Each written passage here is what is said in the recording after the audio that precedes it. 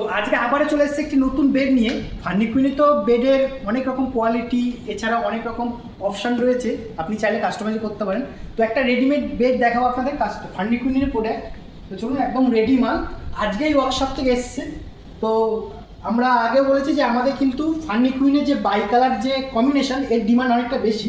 তো তার জন্য আজকে নিয়ে এসেছি যে ব্ল্যাকের ওপর হোয়াইট পিউ পলিশ, যেটা আপনার দেখতে খুব সুন্দর লাগে।